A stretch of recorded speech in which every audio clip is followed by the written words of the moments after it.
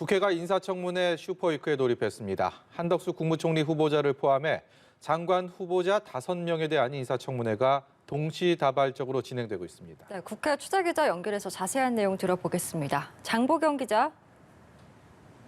네, 말씀하신 대로 윤석열 정부 1기 내각 6명의 청문회가 오늘 열리고 있습니다. 한덕수 국무총리 후보자를 필두로 추경호 경제부총리 겸 기획재정부 장관 후보자, 박진 외교부 장관 후보자, 원희룡 국토교통부 장관 후보자, 한화진 환경부 장관 후보자와 박보균 문체부 장관 후보자 등입니다.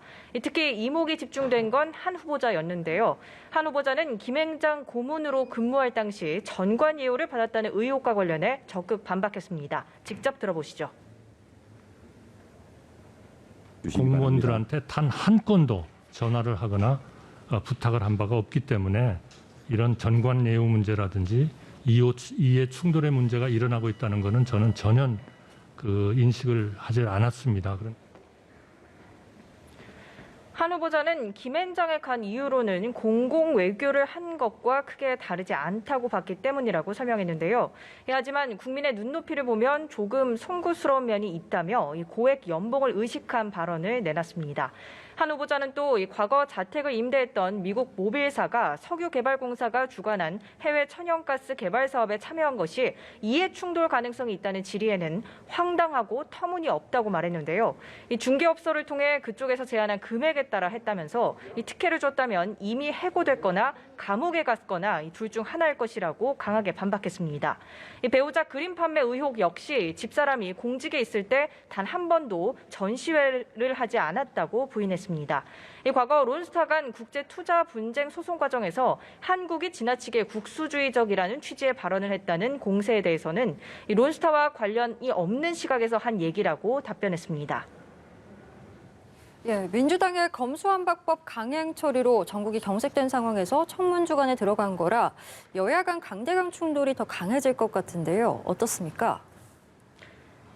네, 민주당 윤호중 비상대책위원장은 지난 주말 있었던 국민의힘 입법저지 폭력에 강력히 항의한다며 조폭 국회라고 말했습니다. 민주당은 국민의힘 의원들의 징계를 요청하기로 한 상태인데요.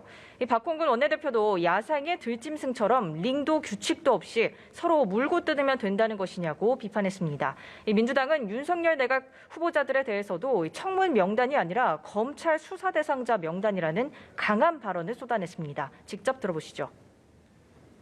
전관 비리, 병역 비리, 부동산 재상 증식, 탈세, 업무 추진비 논란, 아빠 찬스 등 범죄 혐의자들로 가득 채워진 비리 만물상을 보는 것 같습니다.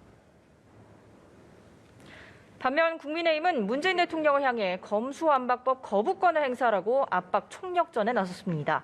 이준석 대표는 책임을 문 대통령과 이재명 전 대선 후보, 민주당이 사이좋게 짊어져야 할 것이라고 비판했는데요. 직접 들어보시죠. 분명하게 경고했습니다. 민심을 저버린 입법 쿠데타는 지방선거에서 민주당이 완전하게 박살나는 지민완박으로 결론날 것이라고. 권성동 원내대표도 권력형 범죄를 은폐하겠다는 의도로 시작부터 끝까지 기만적인 악법이 탄생했다고 밝혔습니다. 국민의힘 법사위원들은 국무회의 통과를 위해 일정까지 연기하는 행위는 삼권 분립을 형해화하는 증거라고 성명서를 냈습니다. 지금까지 국회에서 전해드렸습니다.